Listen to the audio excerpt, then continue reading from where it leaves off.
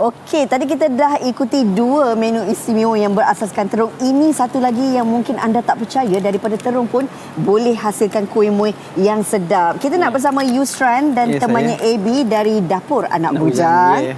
Kalau kita tengok hidangan kuih muih ini, kita tak percaya ada terung di dalamnya. Ya, betul. Tapi dari segi jenis terung yang digunakan untuk buat ini, kuih talam Ya, betul. Kuih talam dan juga kuih bakar. Kuih bakar atau kuih kemboja belauk. Kuih kemboja belauk. Kita guna terung jenis. Okey, kita untuk yang kuih bakar ni kita guna 2 jenis terung. Okey. Di dalam tepung tu kita guna terung yang biasa, yang panjang tu, ataupun kita boleh guna terung Belanda. Okey. Then kita akan bakar dia, salai. Goreng dia. Goreng. Okey, kita goreng dia dan kita hancurkan dia seperti ini.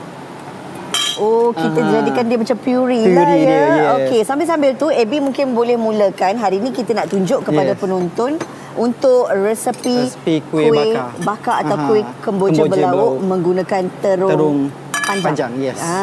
Kenapa agaknya istimewa penggunaan terung ni? Sebab jarang orang buat kuih minum petang berasaskan terung.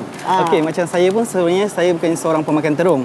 Okay. Tapi bila saya dah olah benda ni, saya boleh makan terung, kuih kemboja terung ni sebabnya dia ada rasa terung tu tapi dia tak kuat sangat. So kita untuk menggalakkan orang yang mana tak biasa untuk mencubalah rasa terung ni.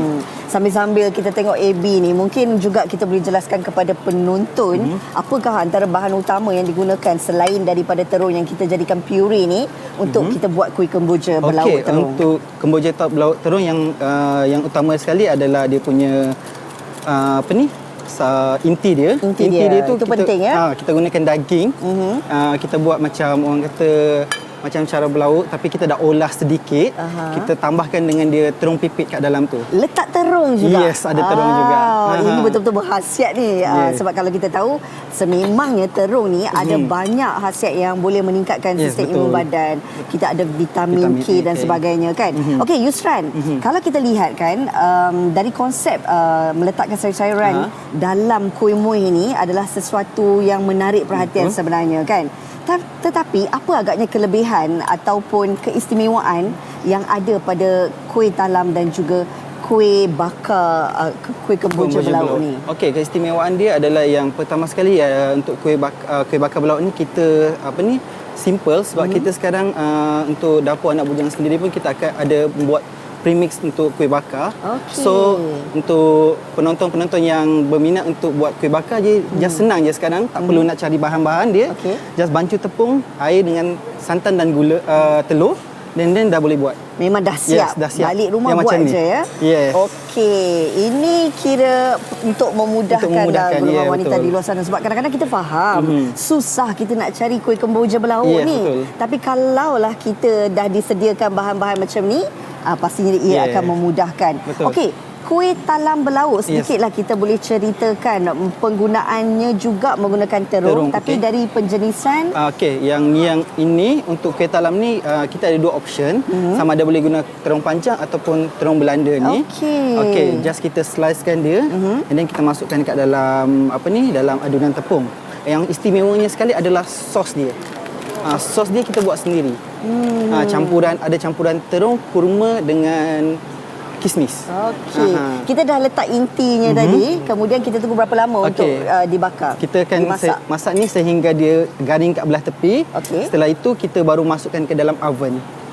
Dengan dekat dalam oven just kita akan bakar dalam 45 minit macam tu. Oh, 45 minit sahaja. Cepat, mudah dan terus boleh dinikmati bersama dengan keluarga. Okey. Ramai juga saya percaya sebab kali pertama dengar kuih talam terung belauk dengan kuih bakar terung belauk. Ramai yang dah rasa kat tekak ni nak makan. Bagaimana cara untuk mereka mencuba hidangan istimewa ni? Okey, kalau nak mencuba boleh datang ke warung kuih by Dapur Anak Bujang dekat Sungai Buloh. Kita ada kedai kat sana. Ini ataupun boleh lawati kita punya Instagram di Dapur Anak Bujang _ Dapur Anak Bujang _ Baiklah, terima kasih Yusran dan juga AB. Sebenarnya saya dah rasa pun tadi tapi tak boleh berhenti makan. Terima kasih Yusran dan juga AB untuk menu istimewa ini. Fiza, sambil-sambil saya makan tu nak jengah juga apa menu istimewa seterusnya. Untung dia dapat kuih tu sembarang je. Tapi tak apa, saya nak kongsikan satu satu lagi menu istimewa kepada anda penonton-penonton yang mungkin tak pernah kita terfikir bahawa terung ini juga boleh dijadikan bahan asas untuk kita membuat kek. Jadi hari ini kita bersama dengan Puan Juliana Isa daripada Kek Kusuka _Bakery. Okey, memang ku suka kek lah ni. Okay. Memang. Linda mungkin boleh kongsikan lah, dari mana-mana tu cetusnya idea untuk menjadikan terung ni sebagai bahan asas untuk membuat kek? Sebabnya anak-anak memang tak suka makan buah. Okey. Maksudnya kita sorokkan dia dalam kek. Bila dah disajikan kek, sedap rasa butter. So, okey. mereka sukalah. Okey, jadi maknanya ini juga cara untuk kita mendidik ataupun menggalakkan anak-anak kita ni untuk belajar mencintai buah-buahan untuk kita dapatkan khasiatnya tu kan. Ya, betul. Tapi dah mungkin ramai juga dalam kalangan penonton-penonton kita yang tertanya-tanya lah, sebab kita tahu terung panjang ni dalamnya teksturnya lembut sedikit. Kalau terung bulat ni sedikit keras. Ya. Tapi Linda menggunakan terung yang mana untuk dijadikan puri?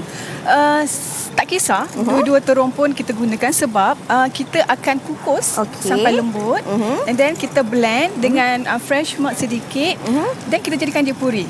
Okey, kalau kamera boleh ikut, ini sebenarnya terung yang telah pun dijadikan puri selepas dipotong dadu, dikukus, kemudian di blender, dikisar bersama dengan susu. Susu. Okey. Sedikit susu. Okey, seterusnya apa lagi langkah-langkah yang perlu dilakukan? Adakah memang kita menggunakan terung ini sebagai macam kita gantikan coklat ke ataupun cream cheese ke, ataupun memang kita boleh tambah juga bahan-bahan itu dalam kek kita? Boleh juga kalau rasa lebih sedap, boleh juga tambah dengan cream cheese. Kalau kita boleh masukkan bahan seterusnya. Okey. Masukkan telur. Okey, Linda, kalau hari ni sebenarnya kita nak kongsikan tentang popsicle kek, tapi dekat atas meja ni sebenarnya ada pelbagai lagi jenis kek yang ada, dan kesemua kek ini memang berasaskan terung lah. Ya, betul, semua. Selalunya saya rasa kan kekangan kita kalau nak buat kek ni, ramai yang takut nak buat kek sebab takut kek tak jadi, tak naik kan. Ya, betul. Okay, tapi menggunakan terung ni, kalau lihat hasil yang Linda kongsikan ni semua cantik-cantik. Ada kat sebarang tips yang boleh dikongsikan kepada penonton? Cuma kita kena tahu cara permulaan adun telur dan butter. Kena kembang. Kena lama sikit kita adunkannya, dan kemudian bahan-bahan yang seterusnya. Masa kita batter tu memang kena betul-betul betul kembang. Okey. Betul. Dan kita masukkan telur, kita masukkan tepung dan gula. Okey, kemudian kita masukkan puri ni. Dan untuk menambahkan perasa sikit, kita tambah ais vanila. Okey, silakan. Okey. Macam tu rupa puri terung tu Ya, betul. Dan tak berwarna. Sebenarnya kalau kita tak jadikan di dalam kek pun, puri terung ni juga boleh kita berikan kepada anak-anak kita yang mungkin berusia 6 bulan ke atas kan. Banyak khasiat-khasiat daripada terung ni yang mungkin sebelum ni kita tak sedar, kita makan je, tapi kita tak tahu apa hasil yang boleh kita dapat daripada terung ini sendiri. Okey, Linda, boleh kongsikanlah juga kan, Juliana, mungkin boleh kongsikanlah juga kepada penonton kita kan, apa lagi sebenarnya yang ada di kek Kusuka _Bakery ni? Okey, selain daripada saya buat kek macam jenis old school kek, saya juga menghasilkan kek hari jadi, edisi bajet. Oh, edisi bajet. Okey. Kanak-kanak sangat suka sebab saya sediakan topper-topper tim untuk karakter sesuai untuk kanak-kanak. Okey, inilah dia kek hari jadi edisi bajet yang mana dalam dia kita boleh nak pilih nak letak terung ke, nak letak limau ke. Boleh. Yang ini saya perisa terung lah. Yang ini perisa terung. Tapi yang biasa orang order Belgian chocolate mousse dengan Nutella. Okey, kalau macam ni berapa harga kek bajet ni?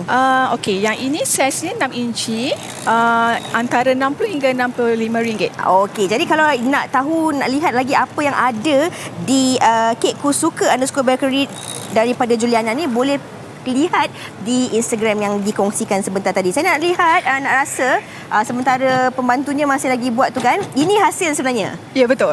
Popsicle yang dah siap. Dan ini kek apa ni kita panggil? Eggplant popsicle cake.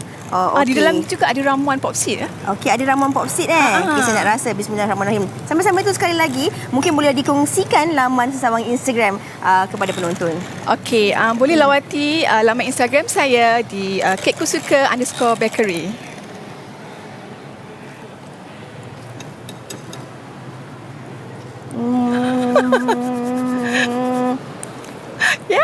Sedap. Sebab saya secara jujurnya, saya tak makan kek selain kek coklat ataupun aiskrim kek. Tapi ini kek yang sedap. Alhamdulillah. Seriously sedap. Jadi, ini dia perkongsian daripada Juliana sendiri tentang kek berasaskan terung ini?